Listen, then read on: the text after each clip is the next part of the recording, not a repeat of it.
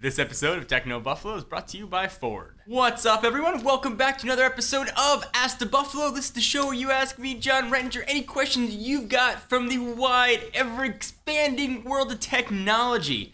Up this week on Ask the Buffalo, we're going to talk iOS 7, iPhone 5S, BlackBerry 10, and all kinds of tech in between. This is Ask the Buffalo. Let's go ahead and get started.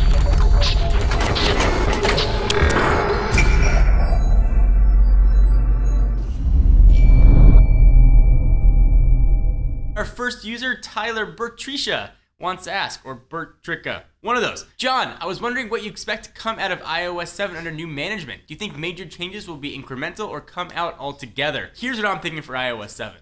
Work on iOS 7 probably started long before iOS 6 was even released. So do I think iOS 7 is going to be the big Johnny Ive version of iOS? The answer is probably not. I would probably see that in iOS 8.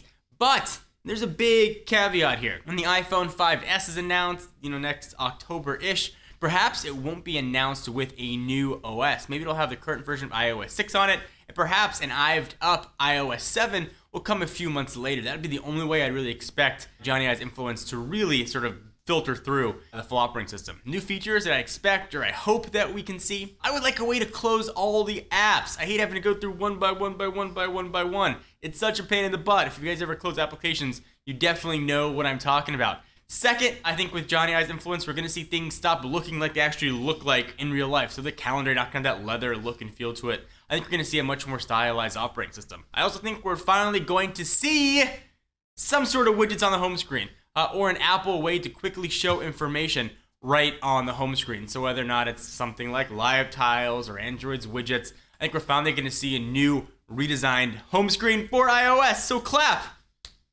It's been a long time coming. User has 149DZ asks, hey Jon, based on all the previews of BlackBerry 10 so far, do you think RIM can bounce back or will this be goodbye? I really hope RIM can bounce back. Maybe it's because I review a lot of phones, but I've gotten kind of bored with all the devices that are out there right now. iOS has gotten stale to me, even Android's gotten a little bit stale, Windows Phone even a little bit as well. So I'd like to see something new and fresh, and I'm hoping that RIM's got something in store. I'd like to give them the benefit of the doubt. They have had tons of time. Lord knows they've had tons of time to go ahead and get that done. They've been working on it for years. Some would say the better part of 6 years have gone into BlackBerry 10, about a year after the iPhone's launch. So I'm hoping they can do it. I'm hoping they got the QNX code set and ready to go for a late January launch. I'm not overly optimistic though, but I'm hopeful. So for the BlackBerry faithful out there, what do you think? I know I'm looking forward to a BlackBerry 10 with a physical keyboard. I would love to have that glorious, bold 9900 keyboard on a robust modern operating system. Maybe that's just me. What do you guys think? That's what comes from Twitter. At ShivNeil93 asks, at Jon4Lakers, will there be an iPhone 5S in the near future? If yes, what can they add? Yes, there will be an iPhone 5S in the near future. We've seen the iPhone 3G go to the iPhone 3GS, the iPhone 4 go to the iPhone 4S, and we'd expect that the iPhone 5 will go to the iPhone 5S as well. And I think we'll follow the same path of minor hardware upgrades and probably software upgrades as well. Maybe we'll have some new Siri features, maybe we'll even get NFC or some sort of mobile payments as sort of the new hardware. The phone's gonna look exactly the same as the iPhone 5. So I always recommend people are gonna get a new phone every 2 years, get the first version. User at Choppa72 wants to know, at Jon4Lakers, Galaxy S4 may be coming with an Unbreakable screen.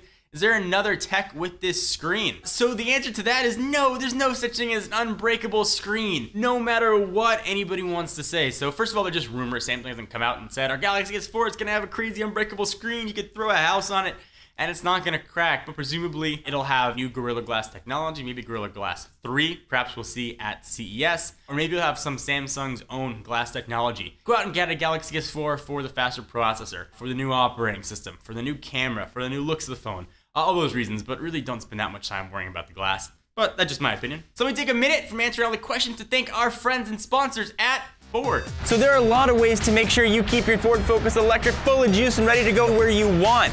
One of the easiest though is taking advantage of public charging stations. These are popping up all over the country and can be really easy to find using a ton of smartphone apps. All you do, walk up to the station, pay for the charge, in some cases they're even free, plug it in, and go on your way. Charging at a charging station is incredibly easy. Pull out the nozzle, take it to your car, open up the latch, plug it in, you're good to go. Get plenty of juice, making range anxiety a thing of the past. This is a Ford Focus electric, credible car, great drive, and plenty of juice to get you where you need to go. So thank you guys for watching another episode of Ask the Buffalo. We are back every week answering your questions. Thank you guys for your support. Be sure to check us out at technobuffalo.com for the latest and greatest tech news. I'm Jon R. See you next video.